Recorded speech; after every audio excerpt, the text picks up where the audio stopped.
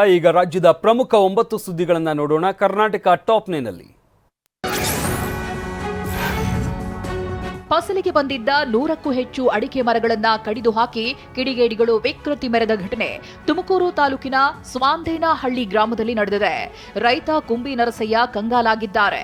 ನರಸಯ್ಯ ಸುಮಾರು 4 ಎಕರೆ ಜಾಗದಲ್ಲಿ ಅಡಿಕೆ ಗಿಡಗಳನ್ನು ಬೆಳೆದಿದ್ರು. ಇದರ ಜೊತೆಗೆ ಬೆಳೆದಿದ್ದ ಬಾಳೆ ಗಿಡಗಳನ್ನು ಕೂಡ ಕತ್ತರಿಸಿ ಹಾಕಲಾಗಿದೆ. ವೃದ್ಧನ ಕೈಕಾಲು ಕಟ್ಟಿ ಮನೆಯಲ್ಲಿ ಚಿನ್ನ ಹಣ ದೋಚಿದ ಘಟನೆ ಚಾಮರಾಜನಗರದ ಹನೂರು ತಾಲೂಕಿನ ದೊಡ್ಡಾಲತ್ತೂರು ಗ್ರಾಮದಲ್ಲಿ ನಡೆದಿದೆ. ಮನೆಯಲ್ಲಿದ್ದ 168 ಗ್ರಾಂ ಚಿನ್ನ, 41,000 ಹಣ ದೋಚಲಾಗಿದೆ. ಜಗದೀಶ್ ಕೈಕಾಲು ಕಟ್ಟಿ ಬಾಯಿಗೆ ಬಟ್ಟೆ ತುರುಕಿ ಇಬ್ಬರಿಂದ ಕಳ್ಳತನ ನಡೆದಿದೆ.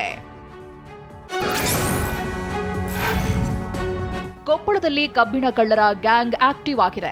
ಕಾರ್ಖಾನೆಯಲ್ಲಿ ಮಾಡಲಾದ ಕಬ್ಬಿಣದಿಂದ ಗ್ರಾಹಕರ ಸೈಟ್ಗೆ ಬರೋ ಮೊದಲೇ 2 ರಿಂದ 3 ಟನ್ ಕಬ್ಬಿಣ ಕಳ್ಳತನ ಮಾಡಲಾಗುತ್ತೆ. ಬೆಳ್ಳಾರೆ ಮಸೀದಿಯಲ್ಲಿ ಉಗ್ರ ಚಟುವಟಿಕೆ ನಡೆಯುತ್ತಿದೆ ಎಂದು ಅಪಪ್ರಚಾರ ಮಾಡಲಾಗಿದೆ ಎಂಬ ಆರೋಪದ ಹಿನ್ನೆಲೆ ಮುಸ್ಲಿಂ ಮುಖಂಡ ಬೆಳ್ಳಾರೆಯ ಇಬ್ರಾಹಿಂ ಖಲೀಲ್ ವಿರುದ್ಧ ಬೆಳ್ಳಾರೆ ಮಸೀದಿ ಆಡಳಿತ ಮಂಡಳಿ ದೂರು ನೀಡಿದೆ. ಗಾಂಜಾ ಮಾರಾಟಗಾರರು ವ್ಯಸನಿಗಳನ್ನ ಹುಬ್ಬಳ್ಳಿ ಧಾರವಾಡ ಪೊಲೀಸರು ವಶಕ್ಕೆ ಪಡೆದಿದ್ದಾರೆ.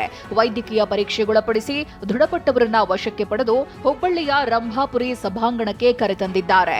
ಗಾಂಜಾ ವ್ಯಸನಿ ಪೆಡ್ಲರ್ಗಳಿಗೆ ಪೊಲೀಸರು ಜಾಗೃತಿ ಮೂಡಿಸಿದ್ದಾರೆ. ಪಾಲಕರ ಸಮ್ಮುಖದಲ್ಲೇ ವ್ಯಸನಿಗಳಿಗೆ ಬುದ್ಧಿವಾದ ಹೇಳಿದ್ದಾರೆ.